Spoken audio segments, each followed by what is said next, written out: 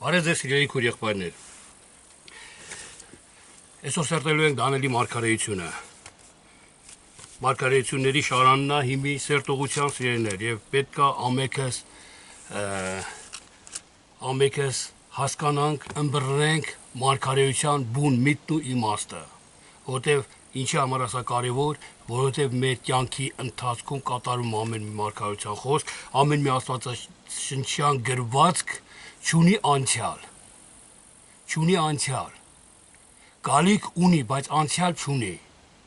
ինչի համար եմ սա ասում, որովհետև մենք երբ որ լսում ենք Աստծո խոսքը, հենց տեղից սկսում է մեր սկիզբը, ընթացքը, ու մենք սպասում ենք վերջին,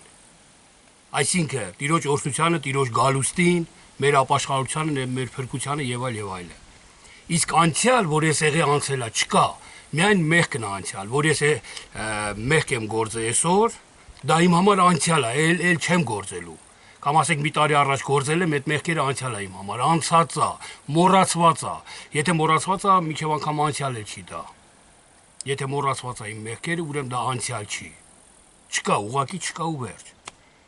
Ես ինչ եմ ես ասում, անընդհատ ուզում եմ ասել, որ անդադ մեր մտքերը բաց լինեն սիրելիներ, որտեղ շատ այսօր կրոնը, այսօր ոգին կրոնի, ոնց ասեմ, այդ չար ոգին թափանցել է կրոնի մեջ, կրոնավոր մարդկանց մեջ, թափանցել է Աստծո ժողովրդի մեջ մինչև անգամ, որ Աստվածաշունչը դարձնի անցյալ, դարձնի պատմություն։ Դա քեզ չի վերաբերվում, դա Դանելին ասեց, այսօր վերջի օրերն է, Դանելը ասած է, այսօր ալնելու կատարվելու եւ այլ, սրանք չէ, երեք այսօր հավիտյան Աստված նույնն է, սիրելիներ։ Երեք այսօր եւ հավիտյան Աստված նույնն է։ Իմ մեջ է փոփոխությունը լինում։ Մեղքը մոռանում եմ մնում անցյալում, մոռացվում է, սկիզբը կարող է այսօր ես ահագին բաների մեջ, սկզբի մեջ եմ, ընթացքի մեջ եմ, բայց այսօր կարող եմ մի բան կարդամ ու իմ միտքը բացվելով այսօր դառնա իմ այդ հասկացողության սկզբի օրը։ Եվ ստեղից սկսվի գալիքը, ստեղից սկսվի իմ ընթացքը, ապաշխարության ընթացքը։ Ինձի թվում է ամենքս էլ հասկանում ենք, որ Աստվածաշունչը, նորից եմ կրկնում, անցյալ չի, պատմություն չի։ Շատ հնարավոր է այսօր շատ մարդկանց մեջ Դանելի մարգարեությունը բոլորը անցած լինի, այսինքն կատարված լինի, կամ այսօր է կատարվում։ Իսկ ոմանք ասում են, վերջի ժամանակների համար է, այս ինչ թագավորի համար է, հեսա կարդամ կսերտենք լավ այդ մանրամասը այդ պահերը, որովհետև դա աղավաղում է մարդու հավատքը, այդպիսի հասկացողությունը աղավաղում է մարդու հավատքը, կաղալ է տալի մարդուն հավատքի մեջ, սպանում է, խավար է բերում մարդու հավատքի կյանքի մեջ, հիասթափություն է բերում եւ այլ։ Լավ, Դանելի մարգարեության գիրքը սերտելուց առաջ եկեք աղոթք կանենք ամեն բանից առաջ, ու ես ուզում եմ այսօրվա մեր աղոթքը Հայր մեր աղոթքով։ Սկսենք մեր այսօրվա սերտողությունը։ Հայր մեր աղոթքը շատ կարևոր աղոթք է, պետք աղոթք է, որովհետեւ Հայր մերի մեջ մտնում է ամբողջ մի հասկացողություն, ամբողջ աղոթների մի ամբողջություն, որը երբ էլ ասես Հայր մեր աղոթքը նշանակում է ամեն ինչ էլ ասեցիր արդեն, ասենց ասած։ Լավ։ Ով Հայր մեր, որ երկնքում ես, քո անունը սուրբ լինի, քո թագավորությունը գա, քո կամքը լինի, ինչպես երկնքում, այնպես երկրի վրա։ Մեր ամեն օրվա հացը այսօր էլ մեզի տուր, եւ մեզ ների մեր պարքերը, ինչպես մենք էլ կներենք մեր պարտապաններին, ու մեզ փորձության մի տանիր, ապա չարից մեզ ազատիր, քանի որ քոնն է թագավորությունը, զորությունը, փառքը, հավիտյանս հավիտենից, ամեն։ Ամեն։ Մենք Հայր մեր աղոթքը սերտել ենք, այս իմ նկարահանած ժապավենների մեջ, տեսաժապավենների մեջ կա, կարակ մանգակ գտնեք, նայեք ու տեսնեք Հայր մեր աղոթքի ամբողջ նշանակությունը, սիրելիներ։ Լավ, Դանելի մարգարեությունը, Դանել նշանակում է իմ դատավորս Աստված է։ Իմ դատավորս Աստված է։ Այս մարգարեությունը, որ մենք կարդում ենք, հիմքը իմ դատավորս Աստված է։ Այսինքն ինչ որ ինձի անեն, իմ դատավորն Աստված է։ Ես Աստծո կանոնից դուրս եթե եկա, էլի դատելու Աստված ինձի, եթե Աստծո կանոնից դուրս չեկա, արդարացնելու է, իր դատավորության մեջ արդարացնելու է։ Մենք գիտենք, որ ամենքս կանգնելու ենք ատյանի առաջ, բայց ոչ թե ամենքս ենք դատապարտվելու։ Ատյանից արդարացվելու են ոմանք, ատյանից դատապարտվելու են ոմանք։ Ինչպես այսօր երկրավոր դատարաններում է կատարվում։ Լավ, տեսեք, Դանել առաջի գլուխ առաջի խոսքում գրված է. Հուդայի թագավոր Հովակիմի թագավորության 3-րդ տարին Բաբելոնի Նաբուկոդոնոսորը եկավ Երուսաղեմ եւ պաշարեց նրան, եւ գերի տարավ Սենար երկիրը։ Հովակիմ նշանակումը Եհովան կհաստատե։ Թագավորության գրքի մեջ մենք գիտենք, որ Հովակիմ թագավորը մեղ գործեց։ Թե Հուդայի թագավորն էր ինքը, Եհովան կհաստատե։ Այս հասկացողությունը մարդու մեջ երբ որ կա,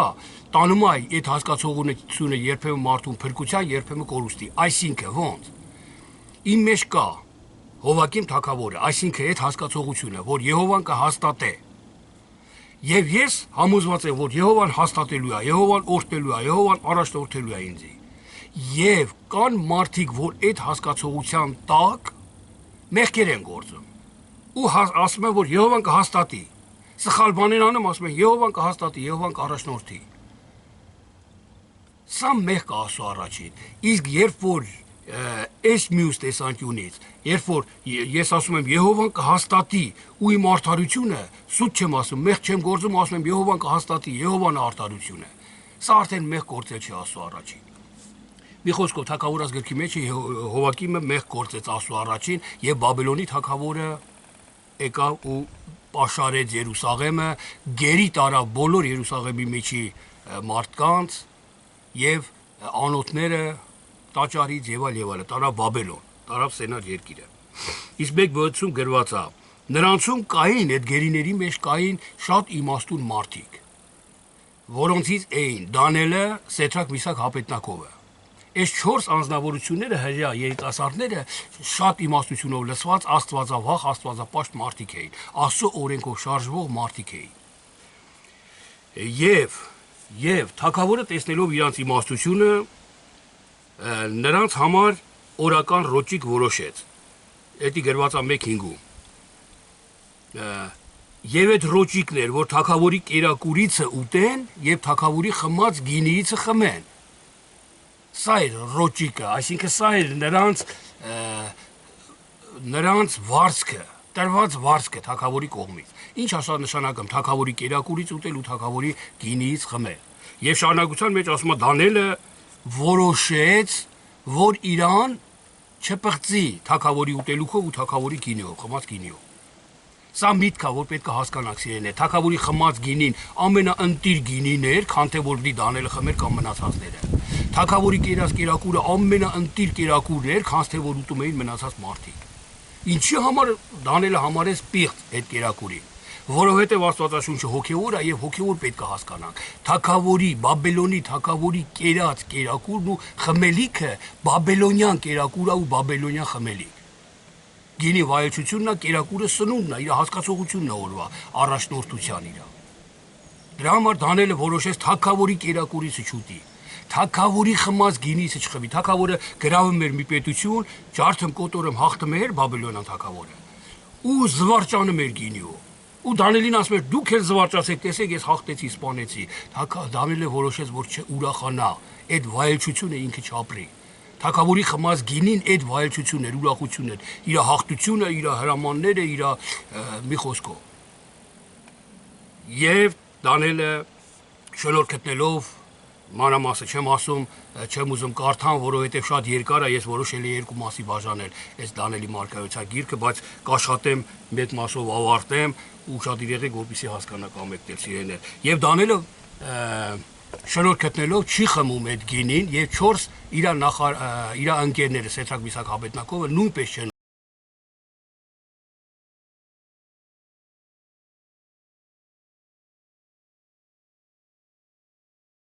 քանց թե այն մնացածը, որ ուտում կամ խմում էին թագավորի բաժակից կամ կերակուրից։ Եվ Դանիելը հասկանում էր ամեն տեսակի երազ եւ ուներ ամեն տեսակի իմաստություն։ Մեկնաբանություններ էր անում Դանիելը։ Եվ Աստված այս 4 տղերանցը գիտություն եւ հանճար տվավ ամեն դպրությունումը եւ իմաստությունումը։ Եվ Դանիելը հասկանում էր ամեն տեսիկ եւ երազ։ Տեսեք, քանի որ հրաժարվեցին թագավորի կերակուրից ու գինիցը, Աստված նոր տվեց իրանց այդ շնորհքը։ որ ամեն իմաստություն ունենան ու երազներ ու տեսիլքներ մեկնաբանեն։ Եթե մենք այսօր կենթանի ասու խոսքը, մենք այսօր հրաժարվենք այդ տեսակի գինիից, որ հպարտանում է, զվարճանում է աշխարհի չարությունների վրա, իր ուժով հաղթանակների վրա,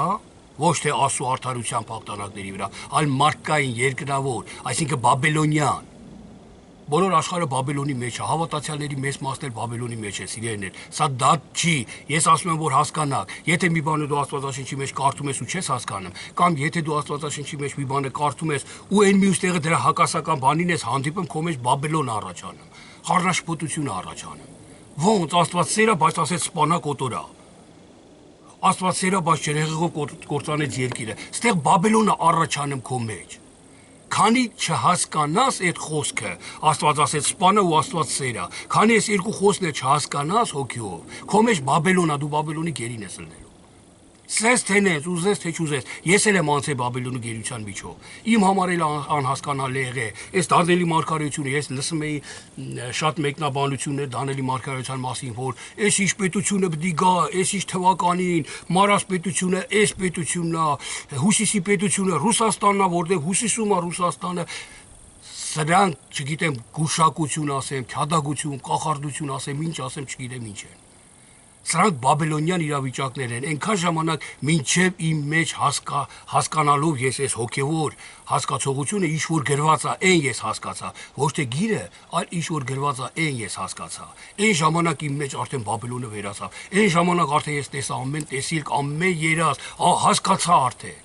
Իմ մեջ կատարվեց այդ ամեն ինչ, ու ես գիտեմ, որ քո մեջ էլ դիմացինից հետ որ խոսում եմ, ես հասկանում եմ, զգում եմ, որ իր մեջ էլ չի կատարվել, որ պետքա կատարվի կամ երբ պետքա կատարվի։ Ինքը հոգևոր ինչ հասակի, ինչ վիճակի մեջ է։ Ես գիտակցում ու հասկանում եմ, ու դրանից ելնելով ես խոսում եմ իր հետ այն իմաստությունով, որը իրան օգուտ կտա։ Ոչ թե իրան գայթակղեցնի, ոչ թե իրան չգիտեմ ինչ կանի։ Երեք երկրորդ գլուխ երրորդ խոսքում գրված է. Թագավորն ասաց իր մոգերին, թագավորը մի երազ է տեսնում։ Թագավորը մի երազ է տեսնում ու կանչում է իր մոգերին, հմայողներին, եւ ասում է. ես մի երազ տեսա եւ իմ հոգի խռովեցավ, որ իմանամ այս երազը։ Եվ Նաբուգոդոնոսոր թագավորը երազ է տեսնում, կանչում է իր ամբողջ իմաստուններին Բաբելոնյան։ Ու ասում է մեկնեք իմ երազը։ Այս իմաստուններն ասում են, դե ասա քո երազը պատմա, որ մենք մեկնենք։ Չէ ասում է, դուք պետքա ասեք, ես ինչ երազ եմ տեսել, ու պետքա մեկնեք։ Սիրելիներ, եթե նայենք մենք սա իրականության մեջ, իրոք այդ թագավորը կամ հիմար էր, կամ չգիտեմ ինչ էր, բայց հոգևոր իմաստով հիմար չէ։ Իմ միջի հասկացողությունը պետքա իմանա իմ դարդերը։ Իմ տեսիլքները, իմ տանջանքները պետքա իմանա։ Թագավորության միջի մոգերը պետքա իմանային թագավորի դարդը։ Իսկ մոգերն ասում են, չէ, դու ասա, դու պատմա, որ մենք էլ բան անենք։ Եվ թագավորը բարկացավ, ասեց, բոլորին կսպանեմ, եթե չմեկնեք իմ երազը, եւ ոչ ոք չմեկնեց, եւ թագավորը կոտորել տվեց, հրաման տվեց, որ սպանեն բոլոր հմայողներին Բաբելոնի։ Եվ Դանիելը իմանալով իմաստաբար վարվեց, մի խոսքով մոտեցավ թագավորին, թե ես կարողանամ ձեր երազը մեկնել, մի սպան այդ իմաստուններին։ Եվ թագավորին պատմեց Դանիելը, որ դու մի երազ ես տեսել, որ մի մեծ արձան ես տեսել այդ երազիդ մեջ, արձանի գլուխը ոսկուց էր, արծաթից մի մասը, ներքևի մասը, ավելի մեջքի ներքևի մասը պղինձ, հետո ոտքերը երկաթ եւ ոտքերի թաթերը մի մասը երկաթ, մի մասը կավ։ Եվ մեկնեց, որ այդ գլուխը դու ես։ Քեզանից հետո գալու է մի թագավորություն, որ քեզանից թույլ ալնելու։ Այսինքն Աստվածաշնչի մեջ մարդը ինչքան տարիները խորանում է, ինչքան երկարում է, եթե մարմնավոր հասկացողը ինքը գնում է ավելի խորանում է կորուստի մեջ, sense ասած, Բաբելոնյան խառնաշփոթության մեջ։ Եթե մարմնավորը հասկանում 100 տարի էլ գնա, ինքը 100 տարի ավելի խորանալու մեղքի մեջ։ Ավելի մեղքերը շատանալու են իրար։ Դրա համար ասես դու ոսկի ես, հիմի ամենը քոնն է։ Աստված քո ձեռն է տվել տիրությունները։ Իրոք Աստվածանից է, որ ես գնամ Բաբելոնին գերի, այնքան ժամանակ միջև մի 7-նյակ անցնելուց հետո 7 փուլեր այդ մասին մենք խոսացել ենք։ 7 փուլերը անցնելուց հետո նոր ես հասկանամ այդ Բաբելոնյան վիճակից, այդ գերությունից նոր դուրս գամ։ Աստված է տանում Բաբելոն մեզ բոլորիս։ Դա մի ճանապարհ է, որը պարտադիր է հոգևորի համար։ Դրա համար Աստվածաշունչը գրված է կարծես բաբելոնյան լեզվով։ Աստված ասես պիտի խոսամ իրանք չհասկանան, օտար լեզուներով պետք է խոսամ իրանց հետ։ Կհասկանան այն ժամանակ, երբ որ քողը վերցվի, երբ որ հոգուն երկնայինին հասկացողությունը տան իրանց։ Այն ժամանակ Բաբելոնից գերիությունիցը դուրս կգան։ Դրա համար սիրելիներ, այս մարգարեությունը Դանիելի մարգարեությունը տալիս է, որ Բաբելոնյան գերության ժամանակ ոնց դուրս գանք։ Ոնց Բաբելոնի գերության, ոնց են գնում Բաբելոնի գերության եւ ոնց պետքա Բաբելոնի մեջ ելնենք։ Մեր միտքն ու իմաստությունը պետքա տանք աստվածային հասկացողությանը, աստվածային հոգու հասկացողությանը եւ պետքա Բաբելոնյան կերակուրով չկերակրվենք։ Այսօր հավատացյալները գնում են Բաբելոն գերության, դա աստվածանից է։ Նորից եմ կրկնում, Աստվածաշունչն է ասում։ Աստվածանից է, մարգարեն էլ ասում, աստվածանից է, Բաբելոնի թագավորը Աստծառան է։ Շատ տեղեր է գրված այդ մասին։ Երբ որ գնում են Բաբելոն գերության, այդ գերության մեջ փոխանակ Բաբելոնից չօգտվեն, չկերակրվեն խառնաշփոթ մտքերից։ Հակառակը, կերակրվում են թագավորի կերակրից ու խմում են թագավորի գինից։ Ձգտելով սրան դրան բան ասելով հովիվ են դառնում ու վայել չմում են, գինի են խմում, վայելում են երջանիկ են իրանց զգան, որ իրանք դարձան հովիվ։ Ու սկսում են Բաբելոնյան կերակրով Աստված ինձի հաստատեց, Աստված ինձի դրեց եւ այլ։ Բայց եթե արդարությամբ հասնեն հովչությամբ, արդարությամբ հովիվ լնեն, հոգևոր հոգու հովիվներ լնեն, այն ժամանակ Բաբելոնի գերությունից դուրս կգան մի 7 անցնելուց հետո։ Այդ 7-ի մասին էլ խոսացել ենք, թե այստեղ էլ հիշում կարծեմ կխոսանք այդ մասին էլ։ Եվ այս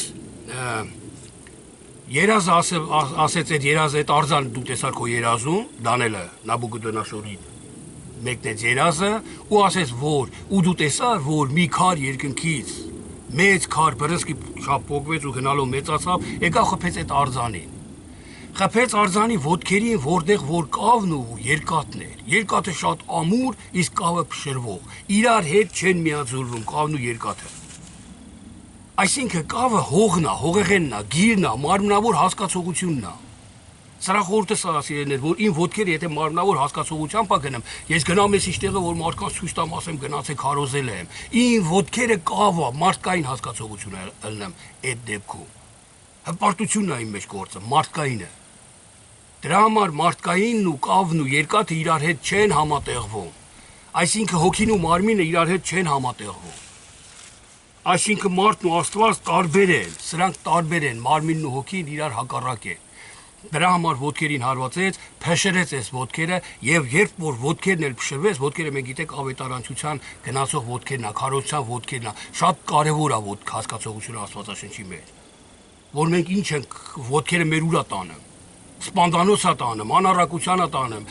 աշխարհի մեղքերինա տանում, թե Աստծունա տանում, թե Աստուտուննա տանում։ Մեր ոտքերը մեզ ուրա տանում, մեր ոտքերը շատ կարեւոր է։ Դրա համար ոտքն ու կավը հողեղեն հասկացողությունը չհամատեղվեց աստվածային հասկացողության հետ։ Դրա համար քանդվեց։ Այդ արձանը, որ դու էիր փշրվեց, քարը խփեց, փոշի դարձրեց, ոսկինել, արծաթնել, պղինձնել, երկաթնել, բոլորը փոշի արեց ու ցպկնեց երկրով մեկ։ Եվ այդ քարը մեծացավ, մեծ ծառու մեջ բլուր դարձավ։ Դա Աստծո խոսքն է, որ փշրմա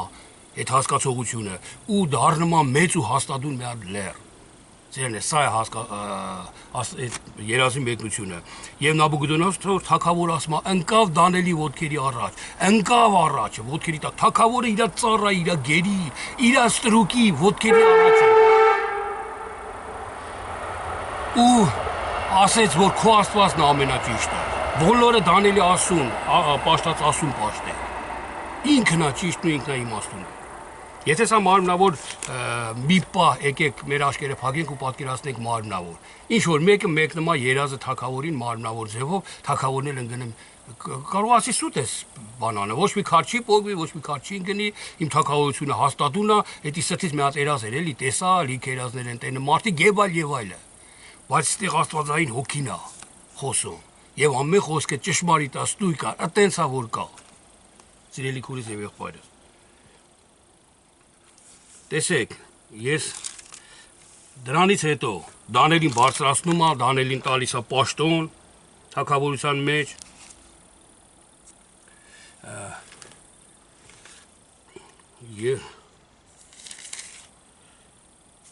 Տեսեք, եւ սրանից հետո Նաբուգուդոնասու թագավորը մի հատ մեծ նորից արձանա կառուցում, արձանա մեծ սարքում 60 կանգուն բարձրությունը, 6 կանգուն լայնությունը եւ այլ ու հրամանա տալի որ բոլորը երբ որ կլսեն նվագարանների ձայնը, ամեն տեսակի նվագարանների ձայնը, այն ժամանակ թող ընկնեն ու երկրպագեն իմ սարքած արձանի։ Ինչաստ է շեշտում Նաբուգուդոնասորը որ իմ սարքած արձանին։ Արձան հասկացողությունը մենք գիտենք որ հիշատակ միտքն է։ Արձան, չէ, որ ասենք Լենինի արձանը մենք տենում ենք, հիշում ենք Լենինին։ Ինչ որ մեկի արձանը որ տեսնում ենք մահացած անցյալում եղած մեկի արձանը, հիշում ենք արձանը տենալով, ասում ենք, էս մարդն է, էս բաներ արի եւ այլ։ Արձան էս հասկացողությունն է։ Դրա համար Նաբուգուդոնասորը իրան հիշատակ է սարքում ու ասում է իմ հիշատակի առաջ բոլորդ խոնարհվեք։ Երբ որ ուրախ կլնեք, երջանիկ կլնեք, նվագարանների ձայները կլսեք ձեր մեջ ուրախության, իմ առաջը խոնարհվեք, որովհետեւ ես եմ ամենամեծ թագավորը, ես եմ որ կամ։ Եվ բոլորը խոնարհվում են բացի Սեդրակ Միսակ Հաբեդնագովից եւ չարախոս մարդիկ չարախոսում են եւ վերջապես թագավորը որոշում է իրանց քցի կրակով հնոցի մեջ, կրակով վառված հնոցի մեջ, որ իրա սարկած արձանին չեն խոնարհում, չեն երկրպագում։ Այսինքն Նաբուգուդոնասորի խառնաշփոթ մտքերի հիշատակի առաջ չեն խոնարհում։ Եվ երբ որ գցում են կրակով վառված, բորբոքված հնոցի մեջ, եւ թագավորը տեսնում է, որ 3 հոգի է ինքը գցել հնոցի մեջ, բայց 4 հոգի են ման գալ այդ կրակի մեջ։ Ու մարդը ուղարկում հանել է տալի, տեսնում է, որ ոչ մի բան իրաց չի եղել, ու ինքն ասում է, որ Աստծո որդու նման էր այդ 4-րդը։ Աստվածային հատկություն կար այս մարդկանց հետ, որ կրակի մեջ ոչինչ չեղավ իրանց։ Սրա խորհուրդը որն է սիրելիներ, որ մենք այսօր ընկնում ենք կրակի հնոցը, մեզ գցում են կրակի հնոցը չարին չխոնարհվելու, չարի առաջ չխոնարհվելու համար, չարը չգործելու համար, մենք երբեմն գնում ենք փորձության մեջ, այսինքն կրակի մեջ։ Եվ այս փորձության մեջ որ մարդիկ անարգում են մեզի, անպատվում են մեզի, դա կրակ է, որ վառում է քեզ, բայց քանի որ Աստծո որդին, այսինքն Աստվածային խոսքը իմ հետ է, ինձի ոչ մի բան իրաց փորձությունը չի վնասում։ Իրանց անարգանքը, իրանց անեծքը, իրանց հայոյությունը, իրանց չարախոսությունը, իրանց ինձի զրկելը, ինձի չի խռովեսնեմ, ինձի չի վառը։ Այդ փորձությունը ինձի չի այրը, կրակ է դա։ Ինչի համար նորից եմ կրկնում, քանի որ Աստծո որդին մեր հետ է, Աստծո խոսքը մեր հետ է, մեր մեջ է, Աստծո խոսքի աստվածային զորության համար եմ ես ընկել կրակի մեջ։ Աստվածային խոսքը չեմ մերժել, չեմ անտեսել, դրա համար եմ ընկել կրակի մեջ։ Դրա համար Աստծո որդու պես եմ ես ելնում։ Աստծո որդին իմ հետ ինձի պահում պաշտպանում է։ Ու ես չեմ բարկանում այդ փորձության ժամանակ, չեմ խռովում, չեմ անարգեմ, իրաց պես չեմ վարվում։ Դրա համար թագավորը զարմացավ։ Այսքան անարգեցինք, այսքան անպատվեցինք, այս մարդուն սրանց խաղաղությունը չի գնամ։ Սրանք ուրախ են, սրանք ասում որ մենակ աստվածները կարան սենց լնել։ Եվ հանում է կրակից իրանց։ Իսկ այն կրակի մեջ գցողները են չար մարդիկ, որոնք չարախոսել են իրանց։ Հələ չմոտեցած կրակի հնոցին վառվում ու այրվում են նրանք։ Այսինքն հələ մի հատ չոր կոպիտ բան իրանց չասացած, հանդիմանական խոսք չասած, այդ չար մարդկանց վրազ վառվում են, բորբոքվում են, կատաղում են կամ չարախոսությամբ են լցվում, ատելությամբ են լցվում եւ այլ։ Դրա համար սիրելի քուրս եւ եղբայրս դրա համար մենք պետք է հասկանանք սա, որպեսզի այս ճանապարհը անցնենք։ Մենք պետք է գիտակցենք սա, որպեսզի այդ իմաստությունը մեզի առաջնորդի։ Որ չհասկանանք, մենք բնազդով կապրենք։ Մեր հետ կարող է կատարվի, կարող է չկատարվի էդի, կարող է մենք աշխարհի մարդկանց պես լինենք Աստծո առաջին։ Մենք ինչ էլ որ անենք մեր ուժերով, վաղը միսօրը Հիսուսը կասի՝ դուք իմ համար չեք արել, ես ձեզ չեմ ճանաչել։ Դուք որ կրակի մեջն եք, ես ձեր հետ չէի։ Այն փորձության ժամանակ դուք կատաղեմ, հայոյեմ, անիծեմ, անարգում էիք, զրկում էիք մարդկանց, ողորմածին տենալով ձեր դեմքը թեքը մասնում էիք, ողորմություն չէիք անում, եւ այլ։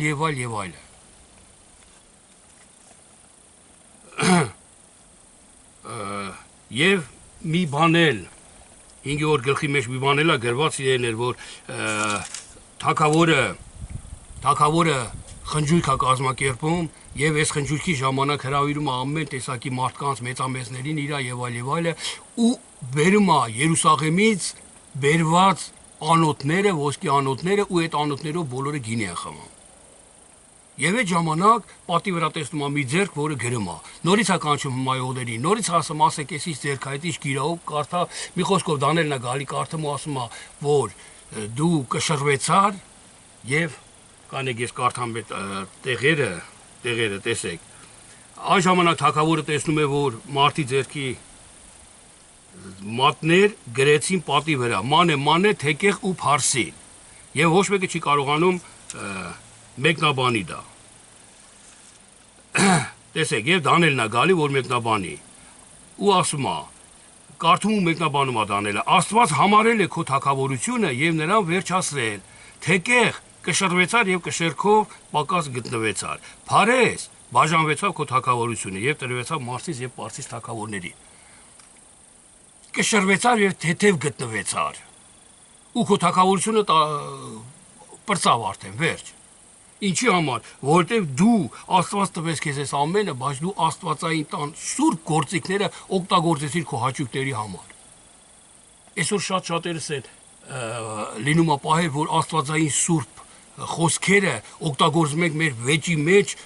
մարդկանց վախեցնելու համար դու դժոխք կգնաս ես ասուն տրալն եմ այդ ոնց ես խոսում Աստվածային սուրբ այդ խոսքերը մենք օգտագործում ենք մեր հաճույքների համար մեր փափագին հասնելու համար դրա համար ասում դու թեթև գտնվեցար կշռվեցար բայց թեթև գտնվեցար եւ քո թագավորությունը վերջացավ ժամանակի առումով ես ուզում եմ արագ կարդամ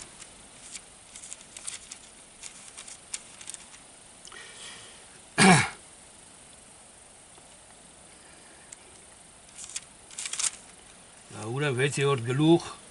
3-րդ խոսքից Հա, այստեղ Դանիելին գցում են առուզների գուբը, էսի կարդացել ենք, անցել ենք սիրելիներ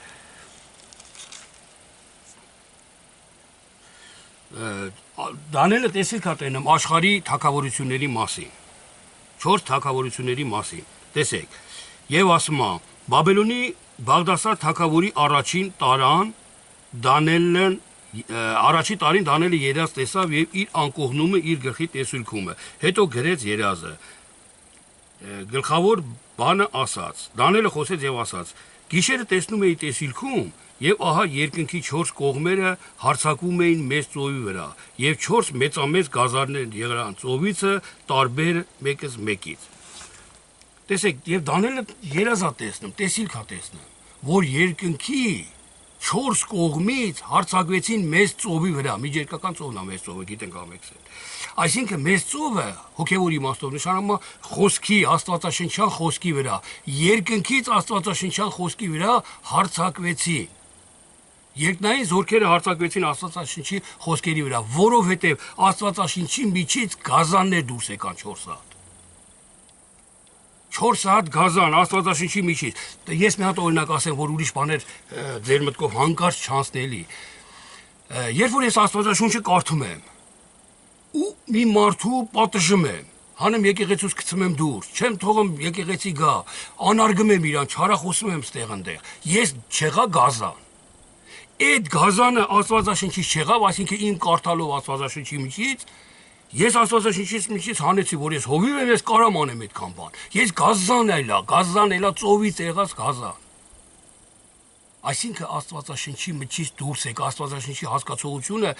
մարմնավոր գիր հասկացողությունը ինձի ծնես գազան։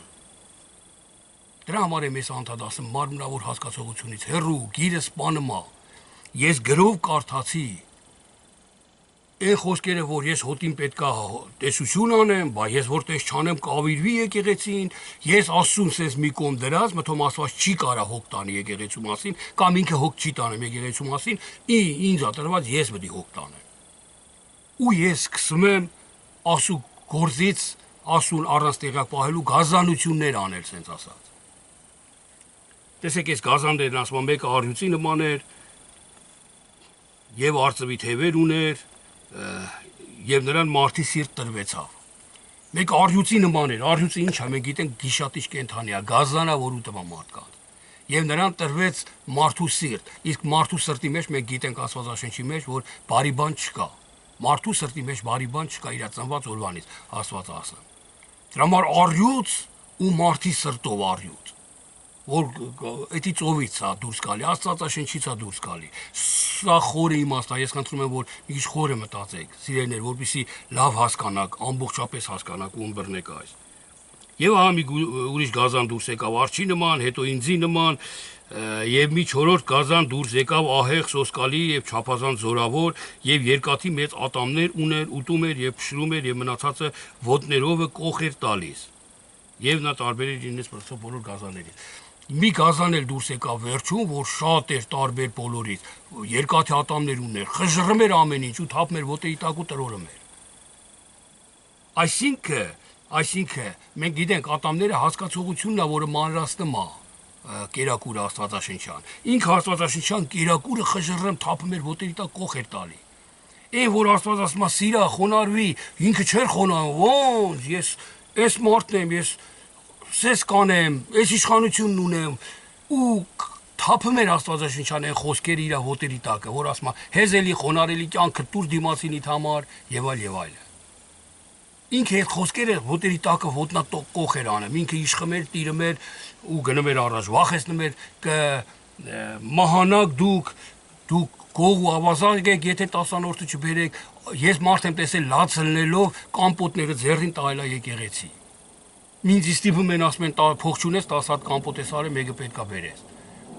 Այսինքն Աստվածաշնչյան խոսքերը ոտերի տակ կոխրճելով մարդկանց հրամայում են ասում են բերեք ձեր եղածը։ Եվ այս արեք, ու մնացած ամեն ինչները սիրելն է։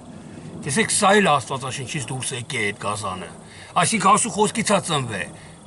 Մաղաքյա Մարգարեի այն 10-րդ գլխի մեջ գրվածը 10-րդ խոսքը, գրվածը նրանք մարմնավոր են հասկացել։ Դրա համար գազանինն է, այդ մարմինը գազանինն է։ Մարմինն ու հոգին իրար հակառակ են, մարմնավոր չեն հասկացել։ Դրա համար ծովից այդ գազանը դուրս եկավ, Աստվածաշնչի միջից այսինքն դուրս եկավ այդ գազանը։ Եղի դուրս եկավ գազան Աստվածաշնչի միջից, որտեղ մարմնավոր հասկացավ ինքը։ Իսկ հոգևոր հասկացողները սուրբեր ու հրեշտակներ են ծնվում, մարգարեներ ու առաջնորդներ են ծնվում Աստվածաշնչի միջից, եթե հոգևոր հասկանան։ Տեսեք, ես տեսա մի մարգարեություն, Դանիելի մարգարեությունների մասին եմ ես ուզում ասեմ սիրելիներ, որ նորից եմ ասում աշխարհի շատ մարդիկ, շատ աստվածաբաններ, չգիտեմ ինչ մանր մեկնություններ են անում, որ այսինչ թվին պետք է այսինչ պետությունը հարձակվի, պետք է այսինչ պետությունը հաղթի նրան, պետք է Իսրայելի վրա հարձակվեն, Ռուսաստանը պետք է միանա, չգիտեմ ում հետ ինչ անի նրան, ասենց գուշակություններ են անում։ Սա գուշակություն է, նորից եմ կրկնում։ Այդպես բան չի լինի, որ հանգարց Ռուսաստանն էլ կհարձակվի Իսրայելի վրա, դա պատերազմը, դա պատահականություն է։ Եթե հարձակվեց, պետք է այնպես հարձակվի, ոնց որ գրված է Աստվածաշնչի մեջ։ Այս բաները չի կարա մի Աստվածաշնչի խոսքի ասածից ենթադրենք ասում է 12 առաքյալները պետք է նստեն 12 աթոռների վրա ու դատավորություն անեն։ Այդ խոսքը կատարվելու համար պետք է 12-ը նստեն, որտեղ Աստված ասում է 12-ը պետք է նստեն 12 աթոռների վրա։ Բայց եթե ասենք օրինակի համար մեկը տեսիլ տենա, որ 10 աշակերտներն են նստած կամ 8 աշակերտները, դա սուտ է, դա տեսիլ չի։ Թեև այդ 10 աշակերտները իրոք Աստվածաշնչից են եղել, աշակերտներն են եղել, նստել են, բայց այն երկուսը, ուրեմն Աստվածաշնչից չի դա։ Նույնը կարող է Ռուսաստանը հարձակվի Իսրայելի վրա, բայց Ռուսաստանը մենակ չի, չգիտեմ քանի թագավորների հետ պետք է հարձակվի։ Պետք է չգիտեմ ինչ, սրանք բոլորը մարմնավոր, ոնց ասեմ մի քիչ որ կոպիտ չլինի, չհադագություն են, ասենց ասած, կախարդություններ են։ Դրա համար հոգևոր պետք է հասկանանք սիրելիներ։ Եվ տեսեք Դանիելն ասում է, եւ ես տեսա իմ տեսիլքումը, որ ես Ուլա գետի մոտ էի։ Ուլա նշանակում է զորություն։ Զորության գետի մոտ էի, գետն էլ Աստվածաշունչն է, հոսող խոսքն է, կյանք տվող խոսքն է գետը։ Երբ որ այդ կյանքի գետի մոտ էի, այդ Ուլա գետի մոտ էի, ես տեսա։ Տեսեք ինչ տեսա, եւ որ ես մտածում էի, ահա մի այծերի քոչ եկավ արևմուտքի բոլոր երկրի երեսի վրա եւ գետնին չէր դպչում։ Այծերի քոչ եկավ, բայց գետնին չէր կպչում, կարծես երկնային էր իրան ցույց տալի։ Եվ քոչը մի երևելի եղջյուր ուներ իր աչքերի մեջտեղը, եւ նա հասավ այն երկու եղջերավոր խոյին, Գառնուկին, որ երկու իշխանություն ուներ։ Աստվածաշնչյան հին եւ նոր ուղտ հասկացողությունը հոգեվոր ուներ իր մեջ, բայց այս այծերը մի եղջյուր ունեին։ Հին ուխտը անտեսում էին մենակ նորն այնել աղավաղված։ Ու դրանք հարցակում են այդ երկու եղջյուր ունեցող խոյի վրա։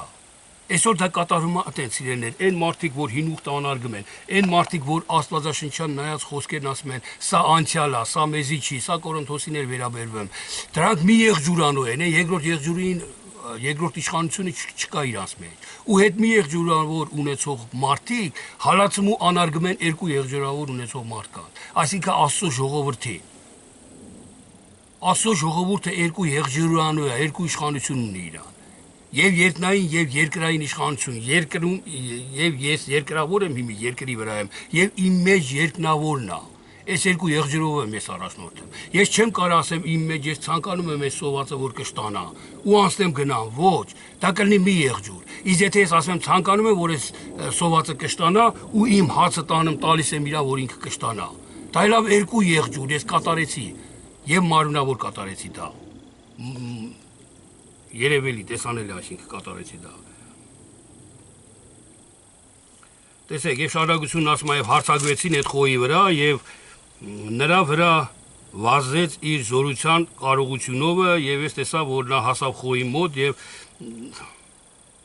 եւ նրան գցեց գետինը եւ կող տվավ նրան եւ մեկը չկար որ խոյին ազատեր նրա ձեռքիցը եւ ոչ ոք չկա որ ասի էսի արդար է ինչ է կանեմ բոլորը պաշտպանում են նրանց ով հալածում է սրան Այսինքն մարմնավորին են պաշտպանում, եթե հալածում է հոգևորին, ոչ մեկ չի ասում, հոգևորը խես հալածում։ Հələ համբերեք էլի այդ մարդը մի հատ մտածեք ինչ է ասում։ Հասկացեք, չէ որ ինքը ձեզ չի պատասխանում, ինքը խելոք է։ Ինքը ձեն չի անում։ Ինքը աղոթում է ձեր համար, բայց դուք անարգում եք ու գցում եք դուրս կամ ասենք անտեսում եք կամ եւ այլ։ Ոչ մեկ չկա որտես մտածի ու ասի իրան։ Չի գտնվում երկրի վրա մեկը։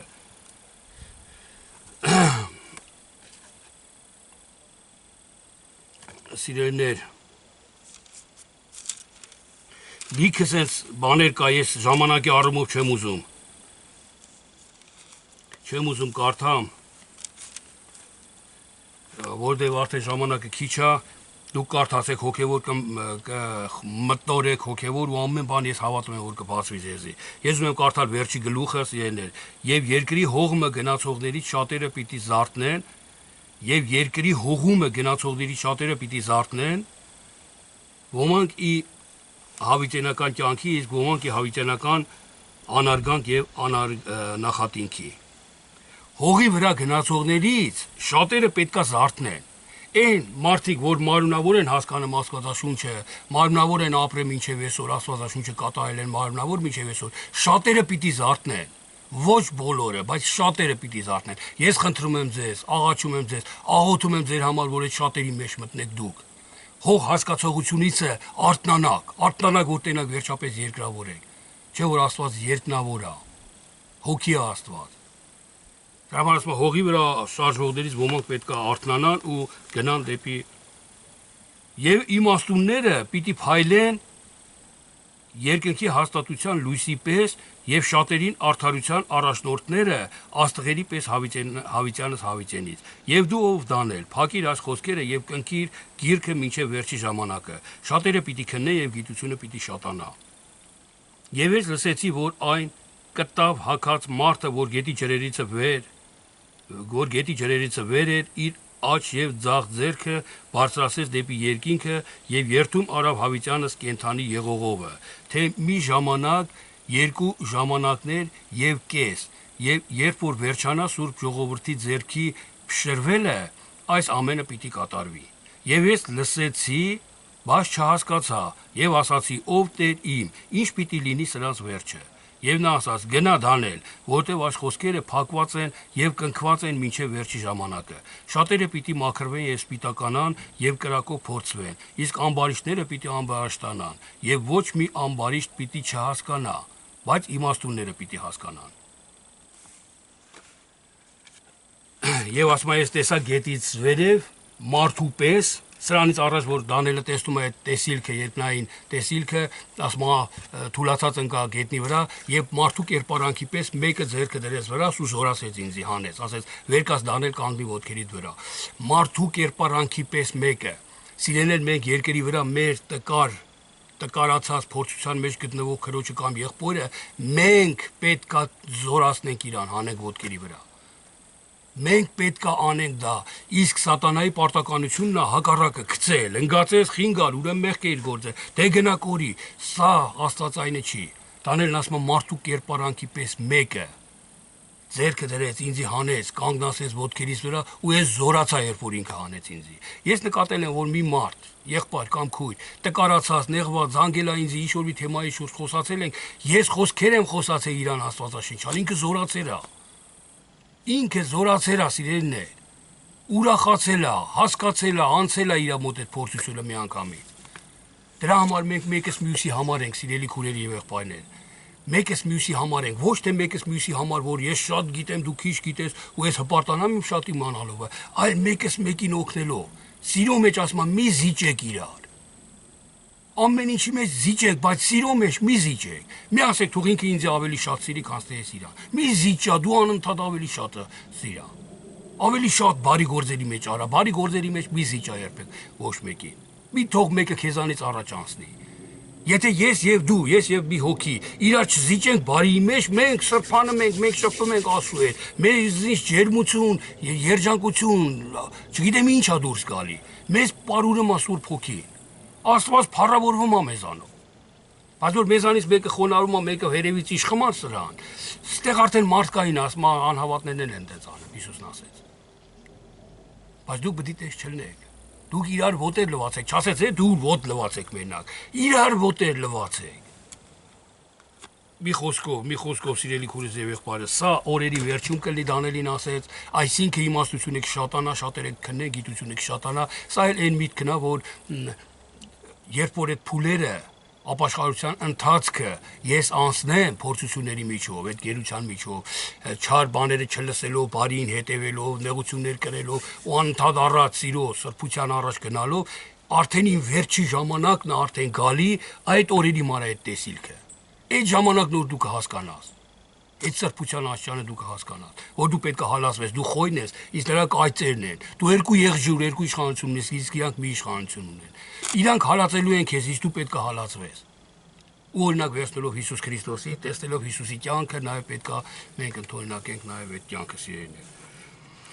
Այսքան ամենքիշինության համար ժամանակի առումով այս Դանիելի մարգարեությունը կարելի է շատ երկար ասել, խոսալ դրա վրա, վերջ չկա, ամեն մի նախադասության վրա կարելի է ժամերով խոսալ, անկեղծ եմ ասում, օրինակներով երկրի վրայի, երկնային, Աստծո գործնեությունը մեր հետ, մեր մեջ, մեր գործնեությունը Աստծո հետ, մեր կապը, մեր շփումը, մեր զորանալու գաղտնիքը, մեր ընկնելու գաղտնիքը, բոլորը ստեղ գրված է, բոլորը մենք կհասկանանք ու այդ հասկացողությունը մեզի կխոնարհացնի, այդ հասկացողությունը մեզի կբերի լույսի, այդ հասկացողությունը մեզի կվերափոխի, կմերցնի մեր մարդ հասկացողությունը, մարդ վիճակը։ Այսքանը սիրելի քուրս եւ եղբայրս, եղեք օրհնված, եղեք զորացած Տեր Հիսուս Քրիստոսի անունով։ Ամեն։